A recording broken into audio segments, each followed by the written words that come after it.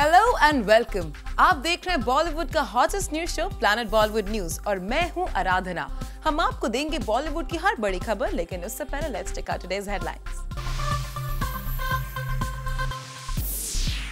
Recently एक event पर किस यंग स्टार ने शाहरुख खान से छीनी सारी लाइमलाइट? अनुराग कश्यप को एक बार फिर मीडिया पर क्यों आया गुस्सा? फिल्म ब्योमकेश बख्शी के एवरेज कलेक्शन पर क्या है डायरेक्टर दिबाकर बैनर्जी का रिएक्शन? आलिया भट्ट ने अपनी टीम को दी है कौन सी स्ट्रिक्ट वार्निंग? और साथ ही बताएंगे आमिर खान फिल्म दंगल की शूटिंग किस कंट्री में करने की कर रहे हैं प्लानिंग।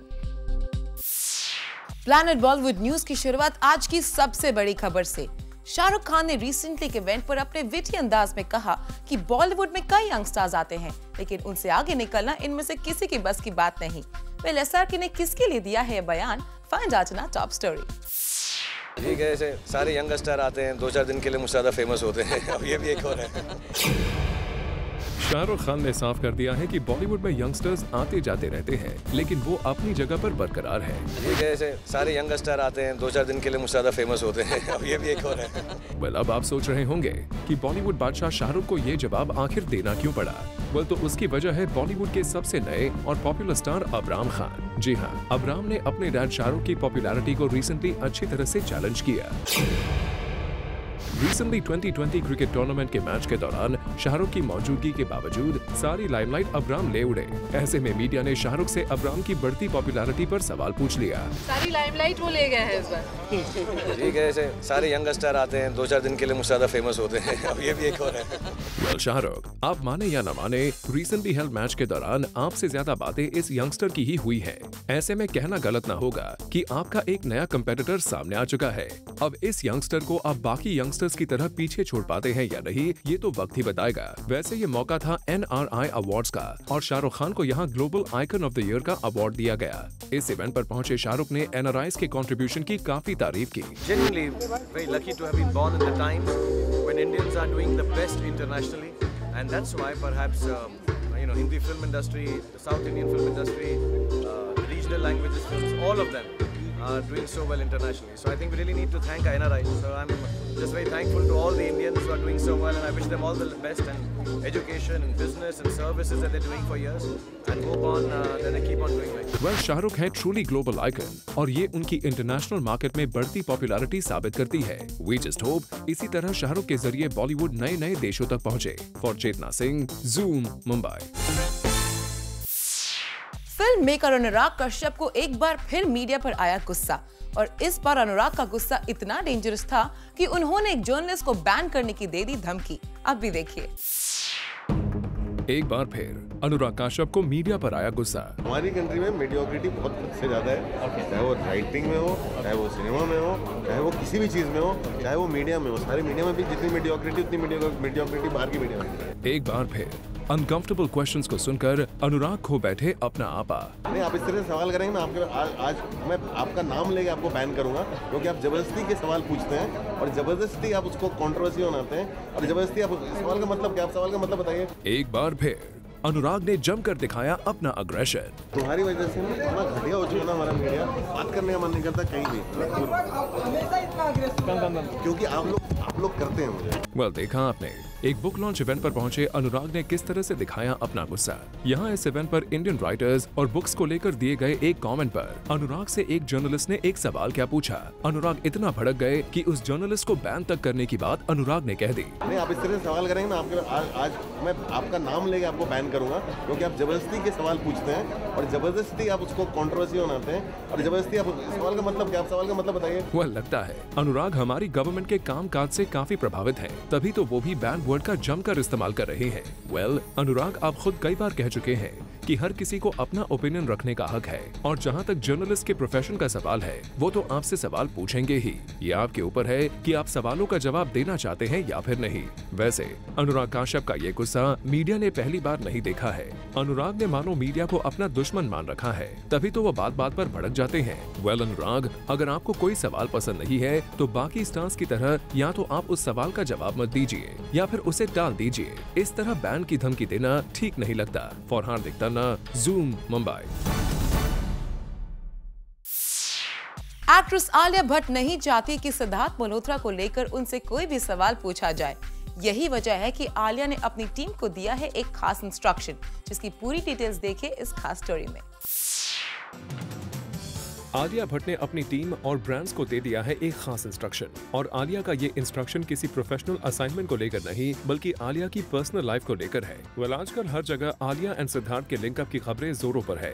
आलिया और सिद्धार्थ को कई जगह एक साथ स्पॉट भी किया गया है, जिसकी वजह से इस तरह के रूमर्स कुछ ज्यादा ही बढ़ गए हैं। और अब आलिया को डर है कि मीडिया उनसे इवेंट्स पर सिद्धार्थ को लेकर जरूर सवाल करेगी। ऐसे में आलिया ने अपनी टीम को इंस्ट्रक्शन दे दिया है कि वो किसी भी इवेंट से पहले ही मीडिया से बात कर ले कि वो सिद्धार्थ को लेकर कोई सवाल ना करे। वेल, आलिया से ये इंस्ट्रक्शन मिलने के बाद उनकी मैनेजर हो या फिर किसी इवेंट की पीआर, मीडिया को इन सभी ने आलिया के इस इंस्ट्रक्शन के बारे में साफ बता दिया है। और अब फिलहाल कुछ दिनों तक मीडिया आलिया से सिद्धार्थ को लेकर क्वेश्चंस नहीं पूछ पाएगी। वेल, आलिया यूजुअली आप मीडिया से काफी फ्रेंडली है। ऐसे में अगर सिद्धार्थ और आपको लेकर आ रही ये न्यूज रूमर है तो इसे आप खुद ही सबके सामने आकर एक्सेप्ट कर लीजिए। शायद आपसे फिर मीडिया इन सवालों का जवाब ना मांगे, या फिर अगर आपकी रिलेशनशिप में सच्चाई है तो वो भी एक्सेप्ट कर लीजिए। सारे सवालों का जवाब सभी को खुद ब खुद मिल जाएगा। For Chetna Singh, Zoom, Mumbai. सलमान खान के 2002 हिट एंड रन केस की सुनवाई के दौरान सलमान खान के वकील ने प्रोसिक्यूशन के सारे आरोपों को गलत करार दे दिया है। वेल, क्या है ये पूरा मामला, आइए देखते हैं।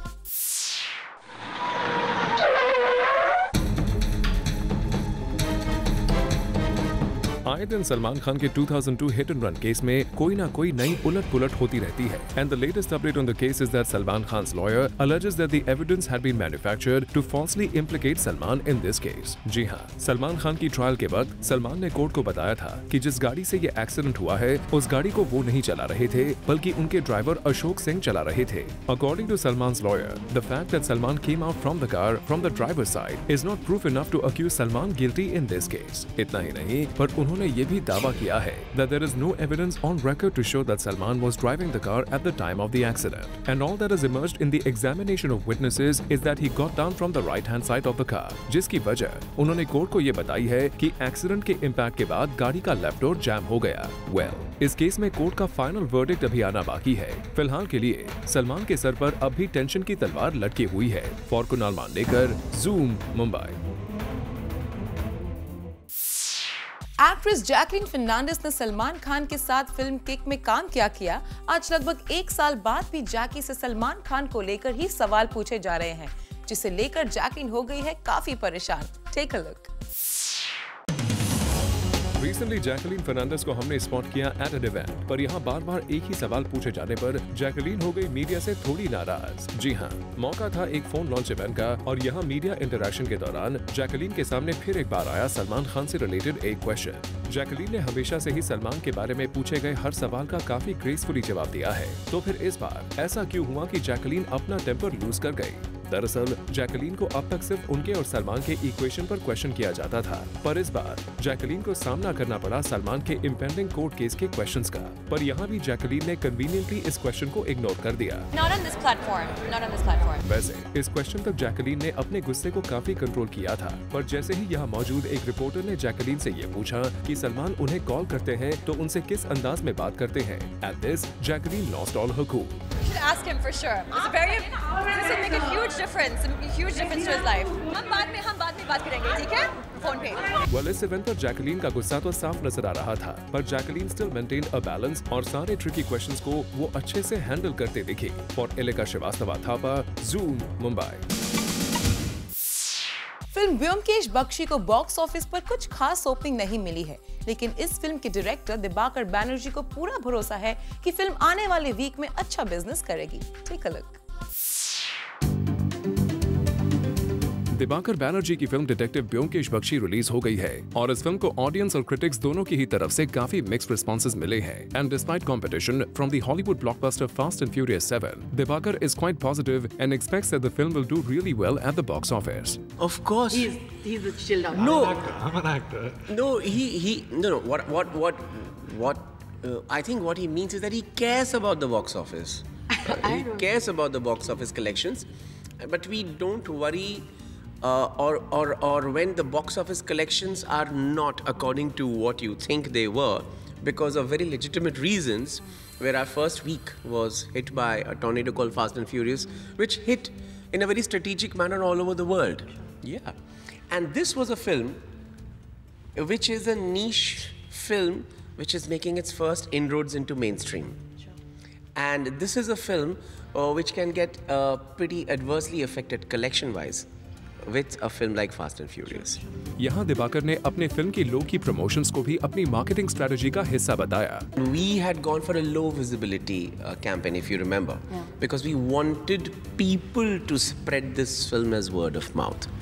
Because this kind of a film, if he had come with a huge juggernaut campaign saying this is this, this is this, this is this, there would have been expectations of some other kind. Because of Bollywood being what it is, we wanted them to know that this is something new while seeing it.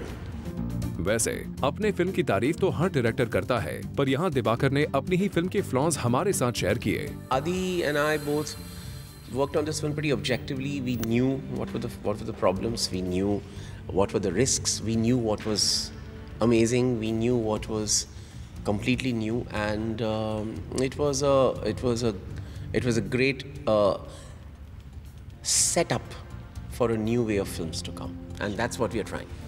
Well, we hope the film really does well at the box office. For Rudrani Chaturaj, Zoom, Mumbai.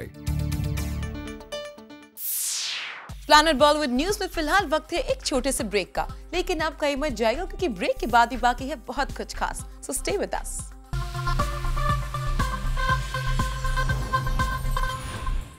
दिल धड़कने दो की director Zoya Akhtar ने recently अपने इस film की trailer की special screening रखी, जहां कई बॉलीवुड सेलेब्स नजर आए। Take a look. कल रात जोया अख्तर ने अपने घर पर रखी उनकी अपकमिंग फिल्म दिल धड़कने दो की ट्रेलर की स्पेशल स्क्रीनिंग, और यहाँ जोया को सपोर्ट करते दिखे इस फिल्म के प्रोड्यूसर रितेश सिधवानी, विकास बहल और अनुराग Kashyap. So the response is good, and we've just called in friends and family to see the trailer. They're all very happy with it. We just call them because that's the medium of the film. We're calling in friends, family, and everyone to watch it, and that's what we've done. यहाँ पर अनुराग काश्यप भी मौजूद थे, but seems like he was in no mood to answer any media questions. इसीलिए तो देखिए ना कैसे वो अपनी कार की तरफ भागे जा रहे थे।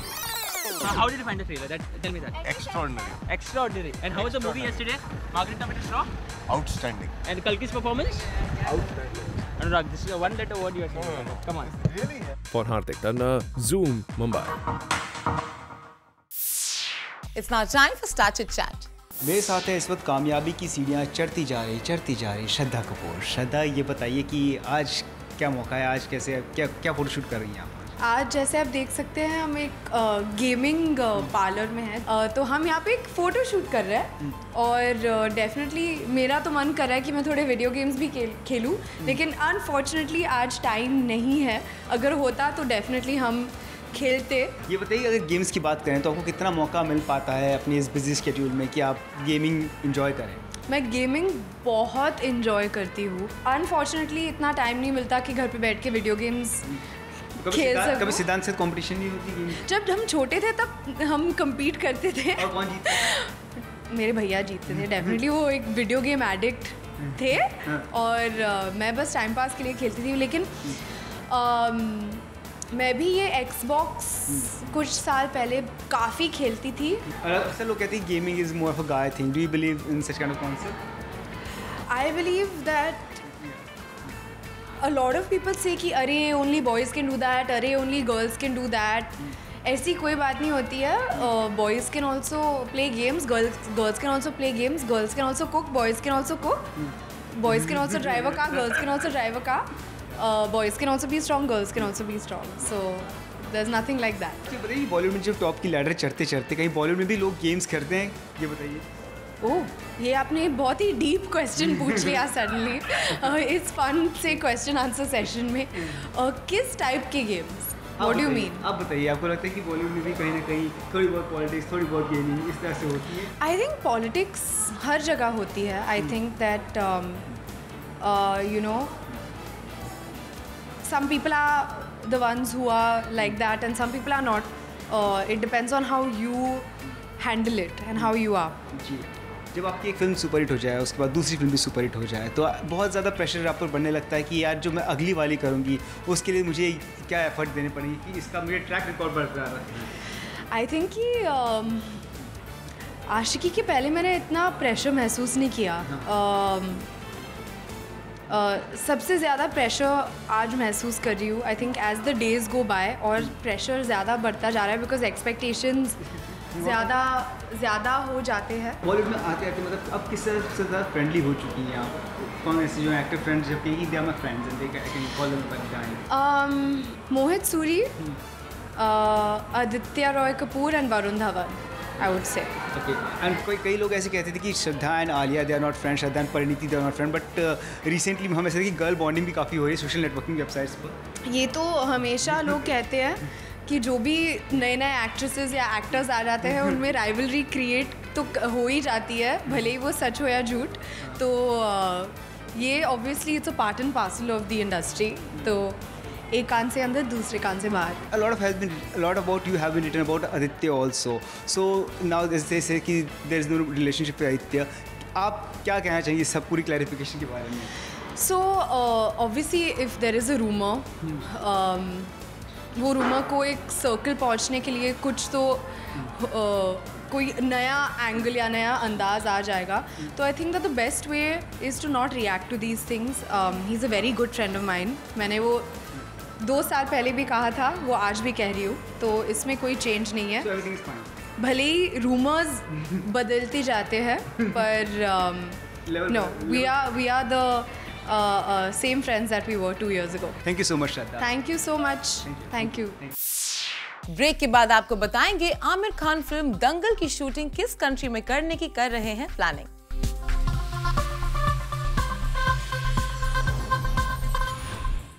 And now it's time for a special segment, Bits and Bites. Let's have a look. Recently खबर आई थी कि सलमान खान के रियलिटी शो के विनर गौतम गुलाटी ने एक फिल्म उड़न छू साइन कर ली है, लेकिन अब सोर्सेज की माने तो एकता कपूर की एक फिल्म के लिए गौतम ने उड़न छू के मेकर्स को ना कह दिया है। जी हाँ, एकता कपूर की एक बड़ी फिल्म के लिए गौतम गुलाटी ने उड़न छू के मेकर्स को डिच कर दिया है।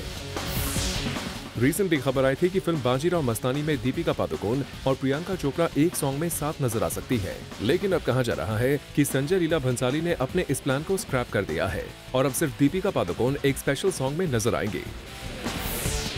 सोर्सेज की माने तो टर्की के एम्बेसडर ने आमिर खान को फिल्म दंगल की शूटिंग उनकी कंट्री में करने के लिए इनवाइट किया है। सोर्सेज की माने तो टर्की के एम्बेसडर आमिर खान के फैन है और उनका कहना है कि टर्की में रेसलिंग काफी पॉपुलर है, जिसकी वजह से आमिर खान को यहां शूटिंग में किसी भी तरह की दिक्कत का सामना नहीं करना पड़ेगा। सलमान खान के 2002 हिट एंड रन केस की सुनवाई लगातार चल रही है और कल कोर्ट में सलमान के वकील ने कहा है कि प्रोसिक्यूशन के पेश किए गए एविडेंस में कई खामियां हैं और प्रोसिक्यूशन का सबसे बड़ा झूठ ये है कि सलमान खान गाड़ी चला रहे थे, जबकि सलमान खान के ड्राइवर ने एक्सेप्ट किया है कि वो खुद गाड़ी चला रहा था। खबरों की माने तो एक्टर सुशांत सिंह राजपूत ने एक कार ब्रांड के एड में रणबीर कपूर को रिप्लेस कर दिया है। सोर्सेज की माने तो इस ब्रांड ने सुशांत की बढ़ती पॉपुलैरिटी के बाद ये फैसला लिया है। हॉलीवुड एक्टर एश्टन कुचर ने दीपिका के माई चॉइस वीडियो को अपने फेसबुक पेज पर शेयर किया है। एश्टन ने कहा है कि ये वीडियो काफी इंप्रेसिव है और वो इस तरह के वीडियोस को देखकर काफी प्रभावित हुए हैं। Ritu Kollontai is a popular international makeup artist जिन्होंने कई बॉलीवुड सेलिब्रिटीज का मेकअप किया है और रिसेंटली रितु को जूम ने एक इवेंट पर किया spot. Ritu Kollontai is a popular international makeup artist who does makeup for a lot of Bollywood celebrities. She has one studio in Amritsar and 2 in Jalandhar, where she gives makeovers and also trains future makeup artists. I wanted to bring makeup I want to take in North India. I want to do really well with the makeups and teach young girls, young kids, different style of makeup, different techniques of the makeup and bring academy and my bridal studio really well. Well, with this, it's a wrap. We will be back tomorrow with some more Bollywood juice. Till then, keep watching Zoom, India's #1 Bollywood channel.